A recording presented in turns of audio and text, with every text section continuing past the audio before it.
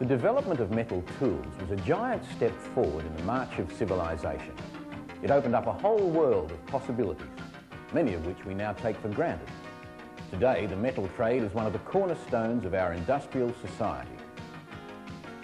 In this program, we will introduce you to a variety of metalworking tools. We'll explain their correct application and show you how to use them properly. But before we do that, we have to discuss something that should always be uppermost in your mind when you're doing anything in the metal trade: safety. Your clothes should be tight-fitting. Long hair must be properly secured and any jewellery removed. These measures will prevent you from getting caught up in the moving parts of machinery. When working with flying particles of metal or any other material, safety goggles are mandatory. Solid boots provide much needed protection for the feet, and, depending on the nature of the work, gloves are a good defence against injury. Your work area is your home away from home. Keeping it clean and tidy is part of your responsibility in maintaining a safe work environment. Tools must be replaced as soon as you are finished using them. Spilt fluids should be cleaned up immediately, and rubbish and waste must be properly disposed of. This is critical in minimising the risks of fire by eliminating potential fuel. Remember, accidents don't just happen. Safety depends on you and how you conduct yourself in your workplace. We've all used a rule at some stage. In metalwork, steel rules come with graduations as fine as 1/2 millimetre. It's important that the graduations are clear and come right to the edge of the rule. Use the rule only for the purpose for which it is intended, as an accurate measuring instrument, not as a knife or scraper. To mark metal surfaces accurately, scribers are used. They're made of steel and have tapered ends which have been hardened and tempered into a sharp point. Pocket scribers have a removable end which can be inserted into the body of the tool for safe carrying when not in use. An engineer's scriber, on the other hand, is double-ended. One tip is curved to make it easier to mark through holes and other hard-to-reach spots. Before you mark out a piece of work, make certain that the surface is clean and smooth. It's also helpful if you can coat the work with some sort of marking agent. Whiting, chalk, and various dyes are most commonly used. For optimum accuracy in marking, it is crucial to place the tip of the scriber at the precise point which is to be marked.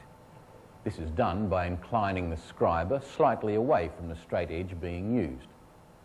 The marking stroke itself is then accomplished by inclining the scriber in the direction of the stroke and making a single, firm movement.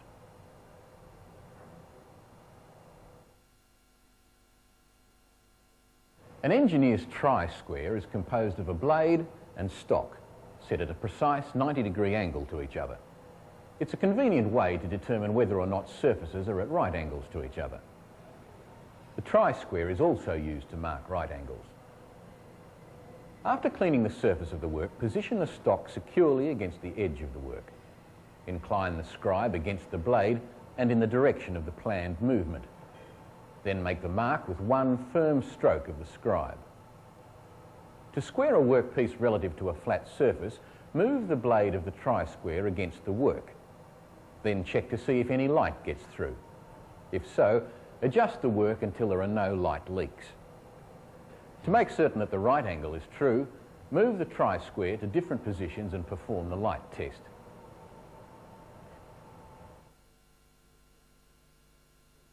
Punches are used for a variety of purposes. Consequently, there are a number of different types of punches available. What they have in common is their high carbon steel construction. Heads which have been toughened to withstand a hammer blow, shanks designed for gripping, and tapered ends which lead to a hardened point. The key to the proper use of all punches is the accuracy of the hammer blow and maintaining a clean, sharp head which will mark or cut with precision. Because of the hardness and brittleness of the punch material, safety glasses or goggles should always be worn. The incisions made by prick punches are used to define marking outlines and as references when checking the accuracy of any position on a piece of work. The prick punch should be lightly held between your thumb and first and second fingers. With your little finger steadying your hand on the piece of work, incline the punch until you can pinpoint the precise location which you want to mark. Bring the punch to the vertical position. Keep your eyes on the point of the punch and hit the head of the tool lightly, but squarely, with the lightest hammer available.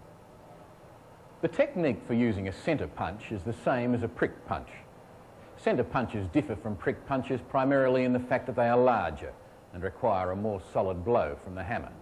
Whereas the point of the prick punch is shaped at a 60-degree angle, the point of the centre punch is 90 degrees. Consequently, the holes they make are deeper and wider. Aside from making the marks clearer, this also helps in starting drill points accurately. Accuracy with all punches depends upon keeping the points sharp and clean.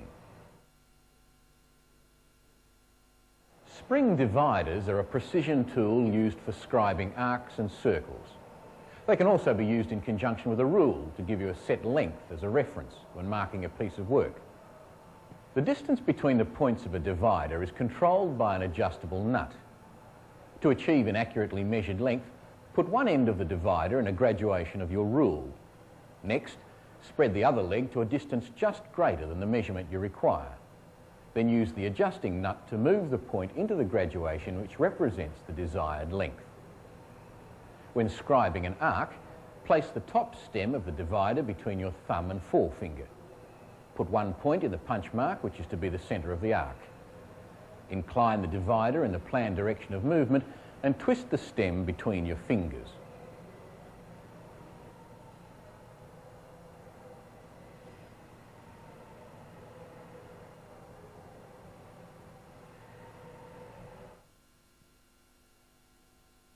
Jenny calipers are used to mark the distance from the edge of a workpiece. Because of the difference in the legs, these calipers are also known as odd leg calipers and hermaphrodite calipers. One leg ends in a curved hook. The other contains an adjustable scriber point. The two legs are connected by a firm joint. To mark distances from the edge of a piece of work, the space between the legs must be measured accurately. To do this, place the curved leg against the end of your rule. Then move the scriber point to the measured length desired. The curved leg is then positioned against the edge of the work to be marked. The caliper is then leaned towards the direction of movement and a firm, steady scribing motion is performed. The legs of the calipers can also be rotated so that a measured marking can be made from an internal edge. Place a block against the edge of your rule. Fix the length as described previously.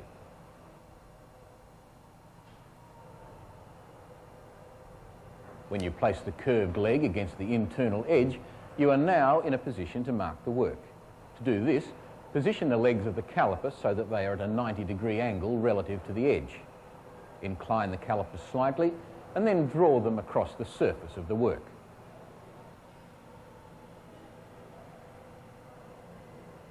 To locate the centre of a circular work, scribe an arc which you have approximated to be the radius of the work. Then repeat this at the three other points of the compass.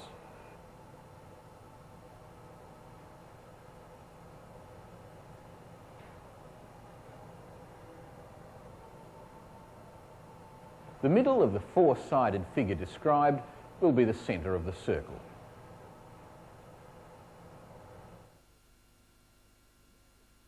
In metalwork, hammers are primarily used to change the shape or position of an object. Because of the kinetic forces generated by a swinging hammer, safe work practices are important. First, clean your hands, the handle, and the head of the hammer of any oil, grease, or dampness. This will prevent the hammer from slipping out of your hands or off the piece of work. Be aware of the dangers of flying debris coming off the work itself. Goggles are necessary. Before using a hammer, always check that the head is securely fastened to the handle and that the striking face is in good condition. Inspect the handle. Is it cracked or split? If so, replace it. When using tools like chisels and punches, be certain their heads are clean and dry. Otherwise, the hammer will deflect off them. The heads of engineers' hammers have two ends. One is a flat striking surface for general work. The other is called a peen and is for special purposes. The ball peen hammer is best used in riveting. Files vary in size, grade of cut and shape. Though they can reach up to 450 millimetres, most files you will encounter will be in the 150 to 250 millimetre range. Files are available in various types of cuts. The most common are the single cut and the double cut. The single cut provides a smoother and finer cut, while the double cut yields rougher results. There are also various grades available. These are dead smooth, smooth, second cut, bastard and dreadnought. The most common are smooth, second cut and bastard. The bastard file is ideal for the rapid removal of metal. The second cut is used for near sizing and when smoothing out the work after using the bastard file. The smooth is designed for sizing and finishing work. The cross-sectional shape is where the variety of files is most apparent. The flat file is cut on all surfaces and tapers in both width and thickness at the end. The hand file, which is parallel in width, has a safe edge. This smooth surface allows you to file in corners where you do not want a neighbouring surface affected. A warding file is similar to a flat file in that it tapers at the end. It is primarily intended for use in narrow slots. The square, triangular and round files were designed for two purposes. One was to file out a hole in the form of the respective file. The other was to cut shaped grooves into the edge of a piece of work. The half-round file is used when filing concave curves or large diameter holes. All filing should be carried out with a handle covering the tang end of the file. Cross-filing is used to get rid of large amounts of excess metal. Place the work in a vise and stand with your feet spread. To give you leverage, position them slightly off-centre, opposite the direction in which you are working. Grip the handle with one hand and the tip of the file with the forefinger and thumb of the other hand. Apply even downward pressure on the forward stroke. Release the pressure on the backward stroke and then reapply when moving the file forward again. At the same time that you move the file forward across the work, slide it sideways so a wide area is covered. Keep the file level or you will create a rounded surface.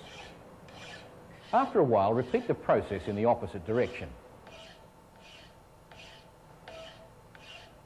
Once the bulk of the material has been removed, draw filing is used to achieve a smoother finish and accurate size.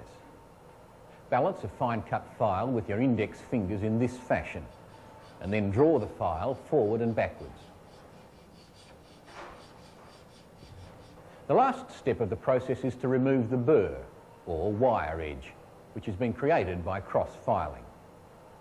Hold a smooth file at a slight angle so as not to damage the surface of the work.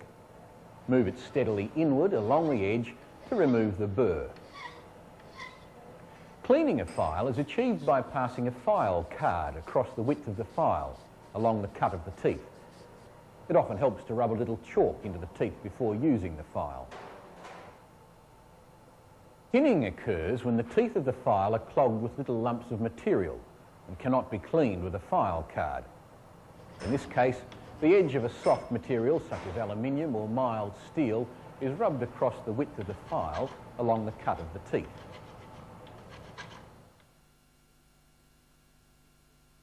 Cold chisels are made of hardened steel and used to cut metal where a smooth finish is not required. The flat chisel has a beveled cutting edge. It's used to remove material and to cut objects held in a vise. Three other cold chisels commonly used in the metal trade are the cross-cut chisel, which has a narrower cutting edge than the flat chisel, the round-nosed chisel, which is distinguished by the U-shaped indentation its rounded cutting edge creates, and the diamond point chisel, which cuts in a V shape. Because the use of a cold chisel involves flying bits of metal, safety procedures are extremely important. Make sure the work is supported properly. Wear safety goggles and always work away from yourself. The chisel should be held with the knuckles uppermost so that you have a clear view of the cutting edge. The hammer blows should be no heavier than necessary to achieve the desired cut with each impact. Keep your eyes on the cutting edge and not the head of the chisel. This reduces the risk of hitting your hand. The cutting edge of the chisel should remain in contact with the work throughout the process. Don't allow it to bounce around between hammer blows. The proper angle of attack with a cold chisel is determined by the nature of the material being cut. The harder the metal, the greater the cutting angle necessary. When the chisel handles easily and the excluded metal curls away smoothly, you are working at the correct angle. The hacksaw accurately and neatly cuts through metal. When fitting a blade, make sure the teeth are facing forward, away from the handle. Correct tension is achieved by taking up the slack of the blade and then giving another 2.5 to 3 turns. Teeth size is another consideration when selecting a new blade. Coarse teeth, either 14 or 16 teeth per inch, are best for soft, wide material.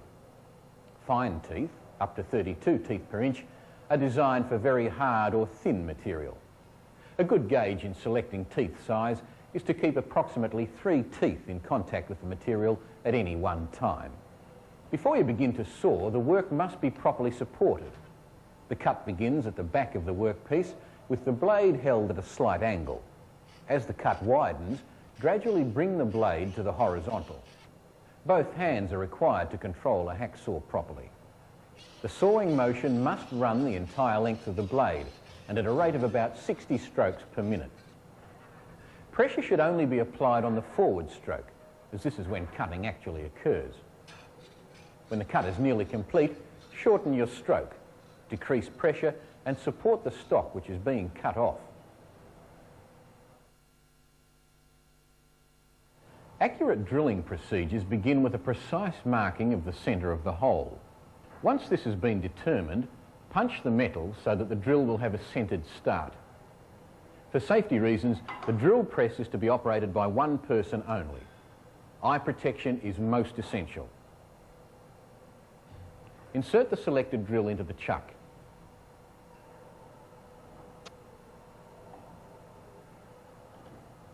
Ensure that the drill is properly aligned and then tighten it with a chuck key.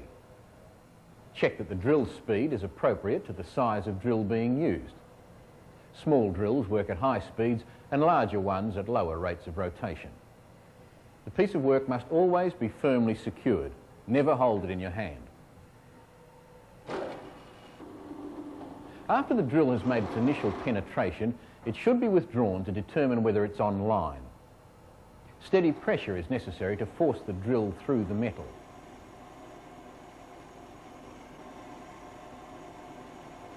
As the drill breaks through the other side, ease the feed up to prevent jamming. In this program, we have introduced a variety of metalworking tools. We've explained their application and shown you how to use them. This information gives you a solid foundation from which you can build your understanding and skills in the metal trades.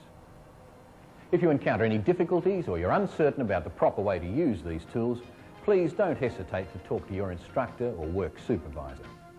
Calling upon their expertise will make your learning experience safer and more satisfying.